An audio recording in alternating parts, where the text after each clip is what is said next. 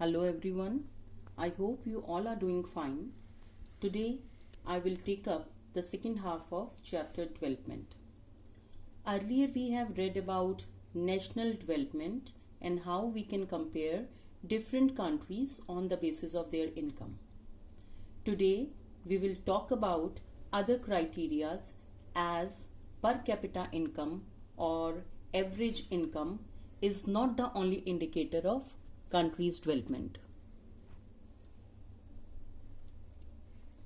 Let us compare the per capita income of different states in India.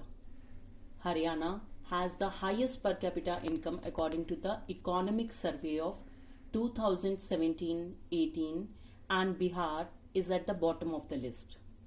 So, if per capita income were to be used as the measure of development, Haryana will be considered the most developed state out of all.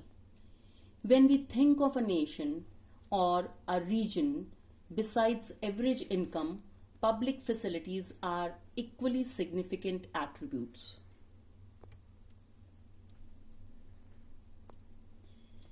Now, what is the average income? We have already talked about it. It is another name for per capita income or PCI. It is total income of the country divided by its total population. National income. It is calculated by total value of goods and services produced in the country and income from the foreign factor. Here, foreign factor means that if any company is having business outlets outside the country and they are earning profit from those outlets, so that profit will be the profit of the company and automatically it will become the national income. So this is foreign factor. Now we will compare the monthly income of citizens of two countries. Let us calculate the income of country A. If we add the total income of its citizens, it is 50,000. As you can see in the table, we are adding the monthly income of first, second, third, fourth and fifth citizen, and the total income which comes is 50,000. So how to take the average? Total income, that is 50,000 divided by the total population. Here total population is 5. So 50,000 is, we will be dividing 50,000 with 5 and average will come out, that is 10,000. It means all the people, they are having almost similar kind of their income. Now let us take the case of country B. If we add up the income of citizen of country B, it will become 50,000 again. To take out average, again we will use the same formula, 50,000 divided by 5, because here we have shown 5 citizens only. So 50,000 divided by 5, so average income is going to come, that is 10,000. Even though both the countries are having equal average income, country A is having better than country B. As the income is equally distributed here, people are not extremely rich or poor, means there is no gap of income. As you can see in country A, people are having almost same amount of income, monthly income. But when we move to country B, on the other hand, most of the people in country B are poor and one is extremely rich. So distribution of wealth is not proper here, but average income, it is 10,000 for both the countries. Here we should not forget that when we talk about comparison in two countries, we talk about average income to compare different countries, states and regions. But averages also have their limitations. Average do not give the true picture regarding the distribution of income. As we have seen in the case of country A and B, they do not give information about the non-materialistic goods in the country. They tend to hide disparities.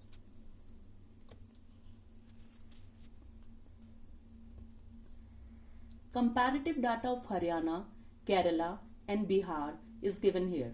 But before doing the comparative analysis, we should understand some terms given in this table.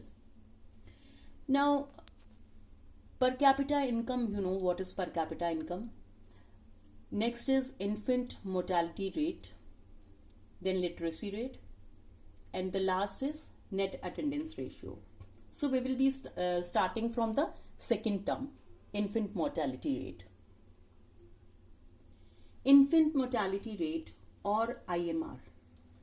See, a lot of children, they die before completing the age of 1 year. So, infant mortality rate is number of children who die before completing the age of 1 year per 1,000 live children in a particular year. This is infant mortality rate.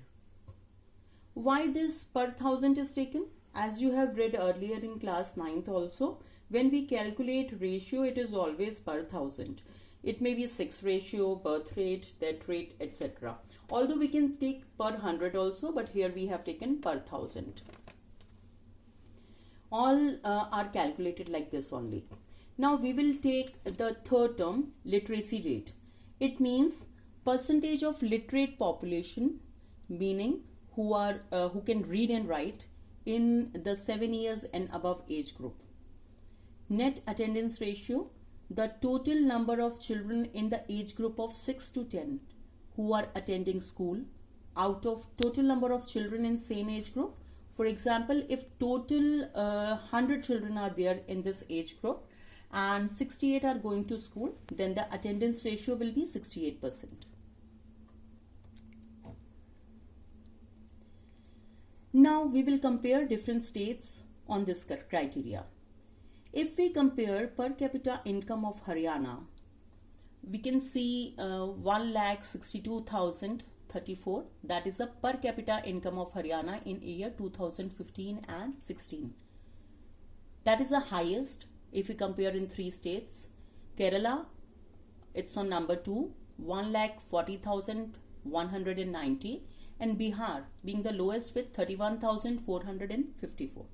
So, if we talk about per capita income, Haryana should be called the most developed state. But if we compare other indicators, Kerala appears to be the more developed state than Haryana. I told you earlier also that PCI is not the only indicator of development. There are certain other things also. If we compare infant mortality rate, it's according to 2016 data, Kerala had lowest infant mortality rate in India, followed by Mizoram and Karnataka. Only 10 children die per 1,000 before completing age of 1 year. But in Haryana, the number is 33, and in Bihar, the number is even higher, that is 38. Kerala has low infant mortality rate because it has adequate provisions of basic health and education facilities. Now let's talk about literacy rate. It's according to 2011 data. 94% people are literate in Kerala in comparison to 82% in Haryana and 62% in Bihar. If we compare net attendance ratio in Kerala, it is 83 in comparison of Haryana with 61%, and Bihar with the lowest 43%. Here net attendance ratio, as you can see, it's per 100 person and it is of secondary stage, ages for 14 and 15 years, and data is of year 2013 and 14. Hence we can conclude that Kerala is the most developed state. Per capita income is little less, but other indicators are higher than Haryana.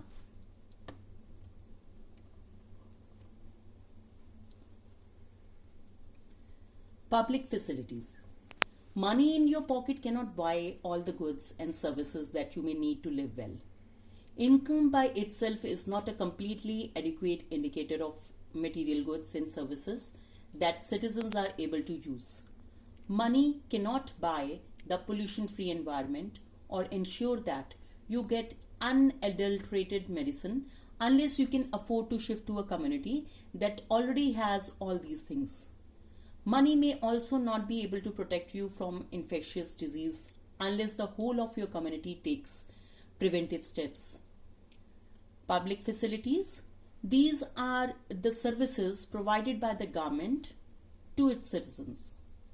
Some of the important public facilities include infrastructure, sanitation, public transport, healthcare, water, etc.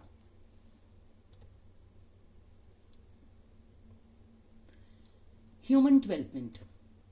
Development of an individual in such a way that he may be able to earn and fulfill his materialistic desire is called human development. HDI stands for Human Development Index. See, it is a index or a list which is prepared by UNDP, that is United Nations Development Program, which all the nations of the world are ranked according to their performance in various parameters like per capita income, life expectancy, and literacy rate. These are the three components of HDI. It is a comprehensive approach which covers all the major aspects of life. India has 130th rank according to HDI report of 2015. Here we should remember that World Bank, it takes only PCI or per capita income as the indicator and divides the country in high income, middle income and low income groups. India comes in low middle income group. This is a difference between UNDP and World Bank. There is an activity in your book, how to calculate BMI or body mass index. It is need to find out if adults are undernourished or not. It is easy to calculate. Take the weight of person in kilograms, then take the height of the person in meters. Normally what we do, we take height in feet and inches, but we will convert it into meters. Now divide weight by square of height. I repeat, divide weight by square of height in meters. If the result is less than 18.5, then the person would be considered as undernourished. And if BMI is more than 25, then the person is overweight. It should be remembered that this criteria is not applicable to the growing children.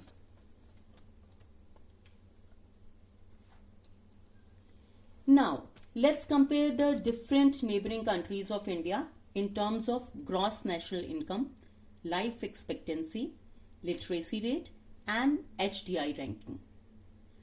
It is really surprising that a small country in our neighborhood, Sri Lanka, is much more ahead of India in every respect, and big democracy like India is having a low HDI ranking.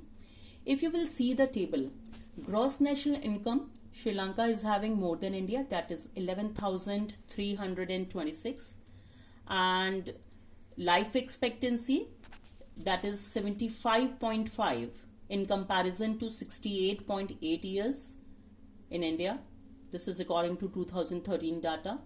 Literacy rate, if we compare, 10.9, 15 plus year population is taken here. 10.9, Sri Lanka is having this much, and India 6.4 only.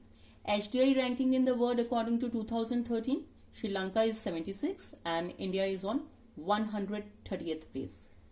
So it's really very surprising that a small country like Sri Lanka, it is having a higher HDI ranking than India. Since the second half of the 20th century, a number of scientists have been warning that present type and levels of development are not sustainable. Some of the examples are overuse of groundwater, exhaustion of natural resources. Now, groundwater is an example of renewable resource. Resources are replenished by nature, as in case of crops and plants. In the case of groundwater, if we use more than what is being replenished by rain, then we would be overusing this resource. Let's take example of exhaustion of natural resources. Let's go for crude oil.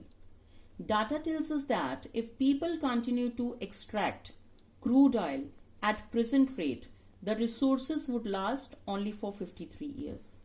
So it is not far away. We have to think about it. I would rather say very seriously we'll have to think about it. Consequences of environmental degradation do not respect national or state boundaries. This issue is no longer region or nation specific. Our future is linked together.